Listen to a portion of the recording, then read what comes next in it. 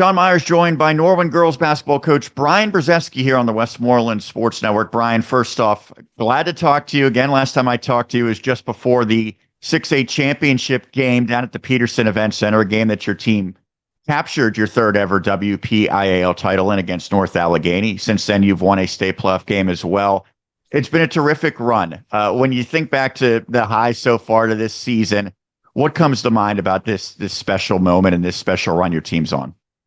Yeah, I think the thing that comes to mind the most is kind of like what was said by Meg on your broadcast in the championship game, talking about how all the hard work's paying off, that the sacrifices that you made in the offseason in the summertime, they're starting to pay dividends now by having your body in shape and being able to execute at a high level because you've been repping, similar things since going back to the summertime. And so I think that's the part that, we're really, thankful and feel blessed to have had a team that's been as committed as they have been. And fortunate for us, we're able to experience some of that success now. Well, you talk about all the hard work and the time in the gym and the strength training. To get to March, every team's going to have some bumps and bruises along the way. And now you're playing, a couple weeks into March. How are the girls holding up physically, and how do you make sure you have them sharp but don't have them exhausted? Yeah, that's a fine line. And, as a coach, it's really tricky because you want as much live action and intense action as you have, but you also got to realize that you can wear them down, and sometimes less is more. And so, it comes down to dialogue. Every year is different. Every week is different. Every month is different. And so talk to your players, talk to your captains, get a feel for their legs, get a feel for what they appreciate doing and what they like doing, and find a balance of, all right, how can we go ahead and get some light contact reps, and how can we get some high contact reps and still be fresh for game day? I'm sure that was a balancing act you had to do after you won the WPIL title, but before you began the state playoffs. You had, I think, about a week in between. What was that like, and where was the mindset? Because I'm sure it was very celebratory after you win a WPIL crown, but you have to pretty quickly shift focus to the next goal.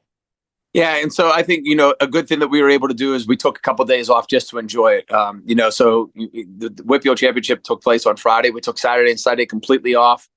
Just let the girls kind of enjoy the moment and get their bodies back underneath them, and kind of ease our way back into it Monday. But we knew that, to get back into game form, we're going to have pretty good practices on that Tuesday and Wednesday leading into game time on Friday. And so, again, talked to the seniors and had a chance to go ahead and get input from them.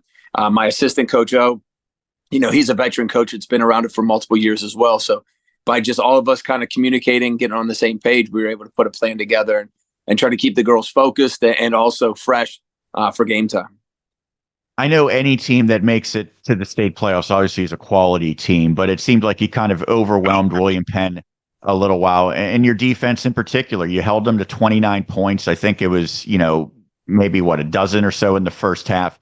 What allowed your team to get off to a good start and to win that one with relative ease? Well, you know what? It's kind of an unfair advantage, being able to play at home. And we were fortunate in that realm because we had to be road warriors last year. And we learned from that. And we knew, some of the difficulties of traveling significant time on the road. And so we wanted to make sure that, hey, if we have home field advantage, let's make the most of it. Not just with our play, but, man, you got to really hand it to our community. We had a great crowd show up, and that created just a great environment that our girls were able to thrive off of. And I honestly think it had an impact in the game, and the fact that, you're coming into a new environment, you're not used to this. And so, hats off to our fans, going from the students and our constant fans that have been there for every game. So that really helped out to make sure that we got off on a sharp start, and then we're able to continue that throughout the rest of the game. So you move on to the second round of the state playoffs, and this sounds a little familiar. You're playing against Chartiers Valley at Peters Township High School. I think we've been through this before because that was the WPIAL semifinals matchup, same opponent, same venue. Knowing that you won that game, do you kind of do the same routine, stick with the same game plan? Well, let's go with routine. Yes. Game plan, no. And so there's definitely things that both teams have to learn from, and just because the result was last time what it was, we can't anticipate the same results. Both teams are going to try to learn from what went well and what went wrong. And so we got to go and anticipate the same thing, going into that game. But routine wise, yeah, we're fortunate to just basically keep the same itinerary and get into a comfort zone in that realm of things of, getting out of school at the same time, going through the same film walkthrough session, all that stuff. So that will be hopefully, consistent and the same because, that was an advantage for us because traveling, distances and you got to make sure that you're comfortable when it comes time for game time. So getting into that routine, that's going to help us out here come game time tomorrow. When you played the Colts the first time, you got off to an early lead. They rallied and I think either pulled even or got awfully close, but they never really got command of the game. You made sure your team, either stayed in the lead or at least was on even terms. How important was that you never kind of let go of the rope when they were making their run and then you ultimately were able to make a run and put it away? Yeah, ideally, you always want to try to keep the pressure and keep your opponent, underneath you as far as the score goes. But you have to be mentally tough enough to realize there's going to be ebbs and flows of the game's highs and lows. And so, great start for us last time. Hopefully, we have a good start this next game as well. But if we don't, we got to be mentally tough enough to realize, wait a second, hey, this game's not going to be won in the first 2 minutes or in the first quarter even.